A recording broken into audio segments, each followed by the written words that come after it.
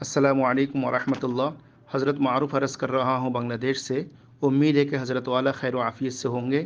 حضرت گزشتہ کل ہمارے یہاں دارالعلوم دیوبند سے ہمارے بڑوں میں سے کسی کی آمد ہوئی تو حضرت نے ختم بخاری کے دوران مولانا سعد کندلوی صاحب کی غلطیوں کے سلسلے میں فرمایا، ہمارے سامنے مسئلہ آیا، دارالعلوم نے فتویٰ دے دیا، اس نے اس غلطی سے رجوع کر لیا، بس مسئلہ ختم ہو گیا، دونوں حق پر ہیں، یعنی شورا اور مولانا سعد صاحب۔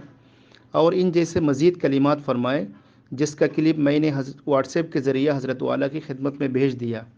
تو اب حضرت اس بیان سے ہمارے علماء اور ذمہ دار حضرات کو تشویش ہو رہی ہے، کیونکہ حال ہی میں ان کے جو بیانات آ رہے ہیں بظاہر وہ پہلے سے کہیں زیادہ غلطیوں پر مبنی ہے اور وہ پہلے کی غلطیوں پر مصر بھی ہیں۔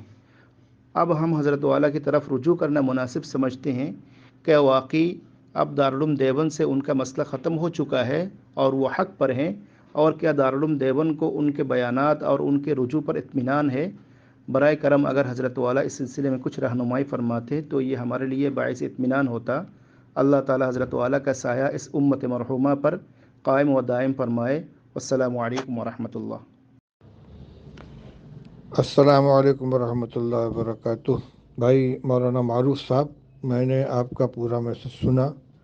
کل سے مجھے بھی اطلاع مل رہی ہے کہ حضرت مولانا سید ارشد صاحب مدنی دامت برکاتہم نے وہاں وہ بیان دیا ہے جس کا آپ نے اپنے میسج میں تذکرہ کیا ہے۔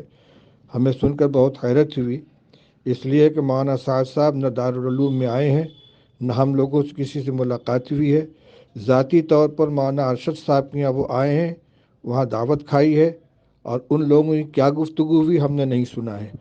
نہ وہ دارالعلوم میں آئے، نہ کسی مسئلے سے ہمارے سامنے انہوں نے رجوع کیا ہے، نہ اپنے پہلے بیانات سے انہوں نے اپنے یعنی اس سے رجوع کا کوئی اعلان کیا ہے۔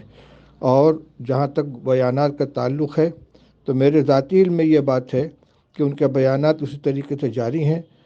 جنوری کے آخری ہفتے میں ارشادات اکابر کے نام سے جو ان کے بیانات کا مجموعہ شائع ہوا ہے وہ میرے سامنے موجود ہے۔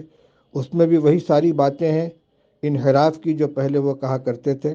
اس لیے مولانا ارشد صاحب دامت برکاتہم نے جو کچھ کہا ہے وہ ان کی ذاتی رائے ہو سکتی ہے۔ دارالعلوم دیوبند کا وہ نہ موقف میں کوئی تبدیلی ہوئی ہے، نہ اس کی طرف سے کوئی اعلان ہوا ہے۔ آپ چاہیں تو اس وضاحت کو دوسروں تک پہنچا سکتے ہیں۔ السلام علیکم ورحمۃ اللہ وبرکاتہ۔